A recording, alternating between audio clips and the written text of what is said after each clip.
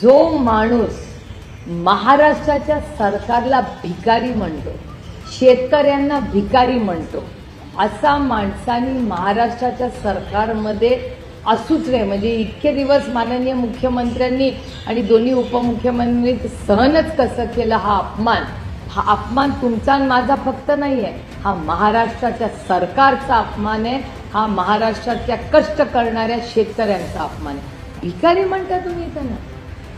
आणि अजितदादांनी वारंवार सांगूनही मिस्टर माणिकराव कोकाटे चुका करतात, त्याचा अर्थ काय काढायचा आम्ही की महाराष्ट्राचा अपमान केला आणि तुम्ही मंत्री झाले राज्याचे?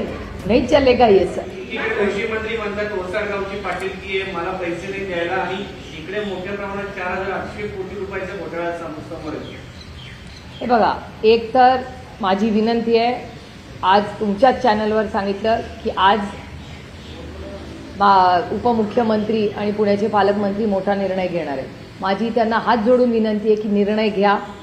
जो माणूस महाराष्ट्राच्या सरकारला भिकारी म्हणतो, शेतकऱ्यांना भिकारी म्हणतो, असा माणसांनी महाराष्ट्राच्या सरकारमध्ये असूच नाही। म्हणजे इतके दिवस माननीय मुख्यमंत्र्यांनी आणि दोन्ही उपमुख्यमंत्र्यांनी सहनच कसं केलं। हा अपमान तुमचा आणि माझा फक्त नाही आहे, हा महाराष्ट्राच्या सरकारचा अपमान आहे, हा महाराष्ट्रातल्या कष्ट करणाऱ्या शेतकऱ्यांचा अपमान आहे। भिकारी म्हणता तुम्ही त्यांना।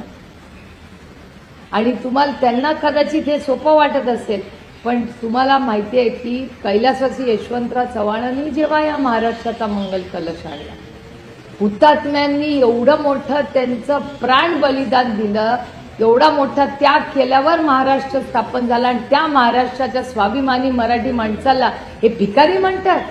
कोण समजतात स्वतःला? मंत्री आहात म्हणून काही बोलाल? त्यांचा राजीनामा झालाच पाहिजे। आणि पहिली नाहीये, इज अ फ्रिक्वेंट, सातत्याने माणूस चुका कसं करतं। पहिली चूक दुसरी चूक मी समजू शकते, अजितदादांनी तंबी दिली तरी तिसरी चौथी पाचवी चूक होते। चूक ही पहिल्यांदा दुसऱ्यांदा माफ होऊ शकते, एकदाच खरं माफ होऊ शकते, दुसऱ्यांदा तिसऱ्यांदा तो चॉईस असतो आपला।